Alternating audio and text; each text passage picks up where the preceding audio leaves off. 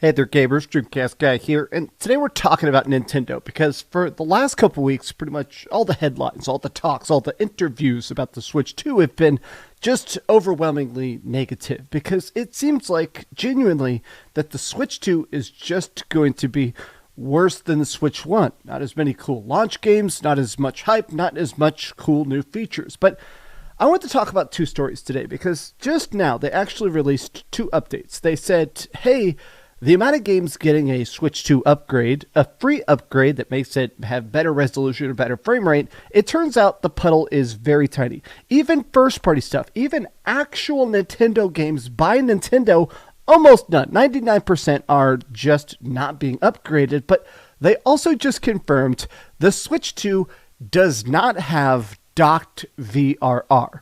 Variable refresh rate. I'm going to explain what that is and why people are instantly saying, okay, this thing just sucks.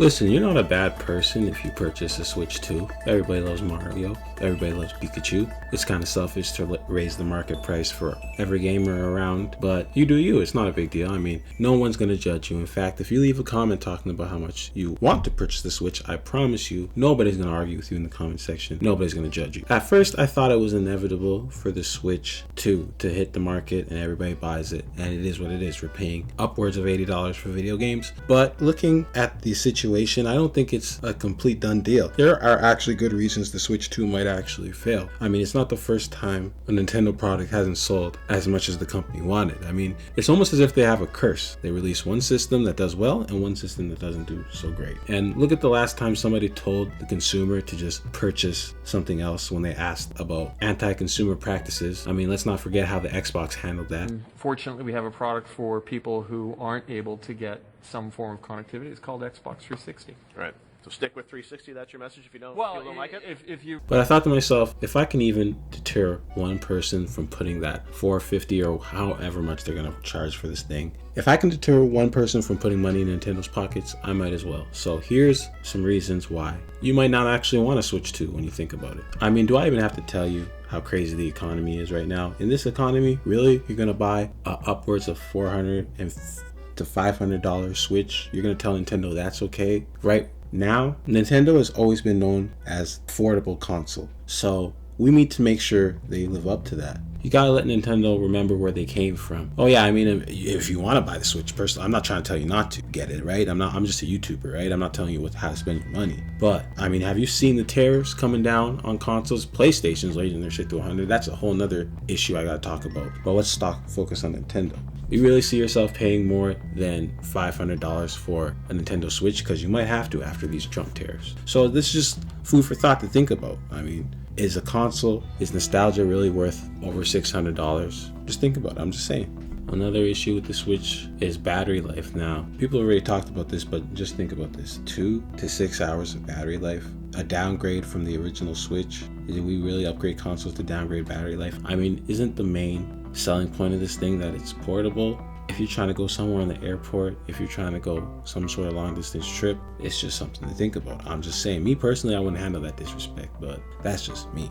This thing comes with the same Joy-Cons, which are useless. Obviously, Nintendo knows it's useless, but the reason they didn't change it is because you're gonna pay for that controller. Did I mention controllers are more expensive than they were before? That's $110 Canadian. I don't know how much it is for you guys, but in our Monopoly monies, it's $110 for a controller. And I don't even have access to this chat button. I gotta pay more for the chat button. That's some crazy disrespect. I don't know.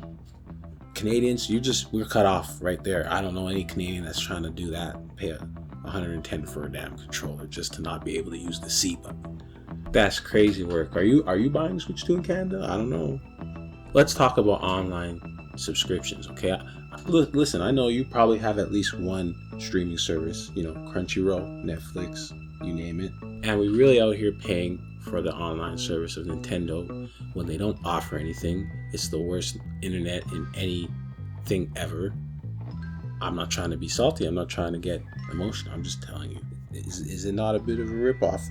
Just let me know in the comments. It's kind of crazy how much they want you to pay. They want you to play premium to play GameCube games. I don't know if they deserve it, bro. I mean, I like GameCube games as much as the next guy, but it's getting ridiculous. This Nintendo Online, You know it's not worth it. I know it's not worth it. Something's gotta give.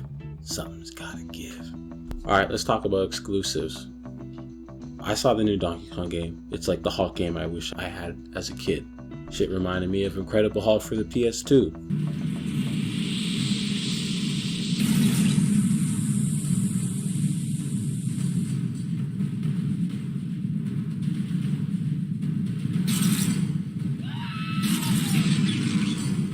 I like open world games, but honestly, y'all can keep Mario Kart. Like, I can take it or leave it. I'm not gonna lie to you.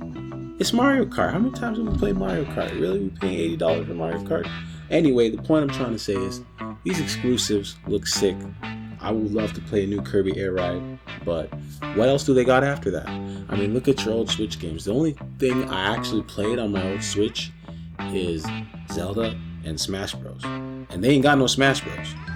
Me and my family had a joke that we called the Switch the glorified Smash console, and they ain't got Smash. I actually low-key don't even have a reason to get this thing. I mean, there might be 1 or 2 games I want to play, but if it's only 2 or 3 games, do I really need the console if I could just, sail the seas?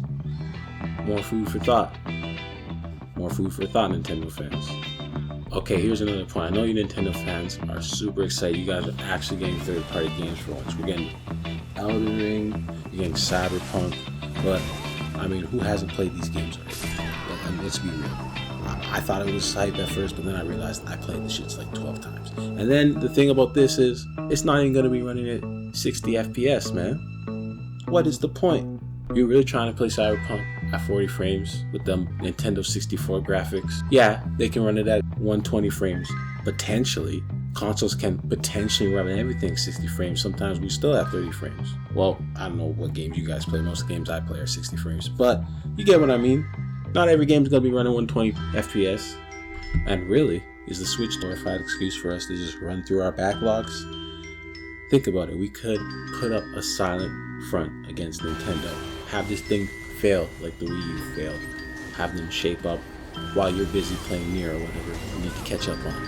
I know I need to catch up on Sekiro and my Dark Souls catalog. So, it's a matter of, do we even need this thing? I'm just saying. I'm not telling you guys what to do with your money. I'm just saying. Let's talk about that screen. 720p. That's the best Nintendo can do in 2025. Come on, guys. Let's not act like this thing won't be outdated in 2 or 3 years. Remember the Steam Deck? It might be up to par with the Steam Deck. But what about when the Steam Deck 2 comes out? That's another thing you guys got to think about. Think about 5 years from now when you can actually afford this thing. It's probably going to be obsolete, just like the Switch 1. And we're back where we used to be. But you could get it if you want. And like every modern day console, the Switch 2 is going to have a Pro version. Why not wait for the Pro version? Just see how things run down. I mean, these tariffs are going on. Just see how things go before you just put your money down immediately. You don't got to be a first adapter. Nintendo never puts it on discount. But I'm just saying, the Switch 2 might actually be up to date and make sense. And all this economy stuff might be overblown. The tariffs might be down. So you might want to wait on a Pro version. That's just some thinking. That's just what I'm thinking about. Backwards compatibility? What? You want that? Pay Nintendo an extra $10. I think it's kind of ridiculous that you have to pay Nintendo just to get modern day frames. Like, they are just inventing ways to nickel and dime. You're paying for an online service you don't even really need to be paying for. You're paying for upgrades to video games you already own. Nobody likes paying extra to upgrade. Last time PlayStation tried to do that with Horizon, we told them make that bitch free. And they did it. Reluctantly, but they did it. This is one of those things you guys gotta fight back with Nintendo fans. I'm just telling you guys, you can actually win some of these things. Just fight Nintendo for once. But I'm not telling you gotta spend your money. Let's talk about the Nintendo tax. You're paying $80 flat for these games. You're paying maybe $90 for the physical copy, which you don't own, by the way.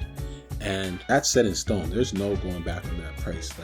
You might be able to get the PlayStation exclusive on first sale. You might be able to get some crazy sales on the internet for PC gamers. You guys know about this. I don't have to tell you. You're paying full price for every game, even older games that you already have or already been on older consoles. You're paying money for 5-year-old games. You're paying more than they were when they released. couldn't be me. Me personally, I wouldn't take this level of disrespect. I'm just saying, that storage issue is kind of trash. I know Nintendo games don't take up as much space, but 250 gigs, like what is that? Do I even have to talk about the online experience for Nintendo console games? I think I'll just leave that point there. You're gonna have the worst online out of any way to play video games, but Nintendo seems to thrive at local multiplayer, but nobody's local, and they just don't seem to understand multiplayer online. So you just gotta continue to just put up with it, I guess, if you own a Switch 2. Well, let's not even think about how many bots and scalpers are going to be scalping the hell out of this tariffed console. Can people even afford this at the end of the day? That's one of my main points. Even if you want this thing, can you afford it? You can't play this thing if you don't have a house to play it. I guess you can dock it, but it's only 2 hours battery life. Speaking of hard to find Switches, why is this thing region locked for cheaper in Japan? And in order for them to get multilingual DLC, they gotta pay full price? What is up with Nintendo's pricing, bro? That's just sad.